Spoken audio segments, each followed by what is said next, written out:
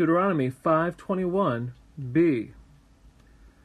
Sadehu v'avdo v'amato shoro v'chamoro v'chol esher l'recha. So continuing in the 10th commandment, just set the context, and you shall not desire or crave the house of your neighbor, his field, or his slave, or his maid, his ox, or his donkey, or anything that belongs to your neighbor. We'll take a brief look at the noun here, sadehu. Now this comes from Sin Dalet He.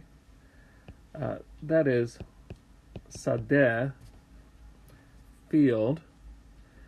And we notice that there's attached to the end a hu, that is a third-person masculine singular pronominal suffix.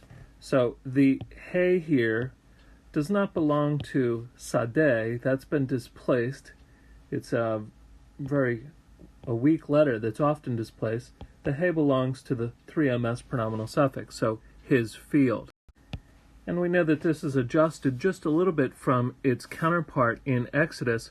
So what's kind of interesting is that there's a conjunctive vav here, which works, and a conjunctive vav here to make this sort of a pair, slave and maid. Then no conjunctive vav on ox, but yes, a conjunctive vav on donkey, making that sort of a pair. So it causes the field to stand out just a little bit, since this is an expansion or an enhancement of the commandment in Exodus.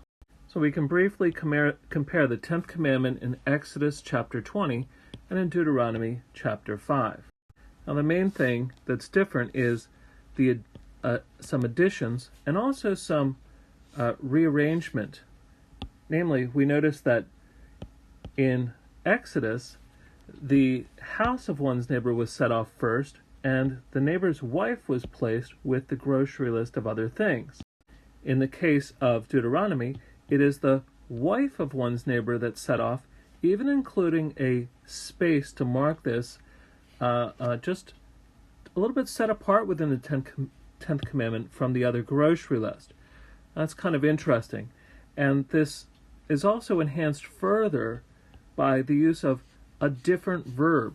Instead of covet, which is used twice in Exodus, in Deuteronomy there's a second verb used, namely, do not crave. So it's not entirely clear why Deuteronomy changed and put the wife sort of set off and used a different verb for her. There's a lot of debate.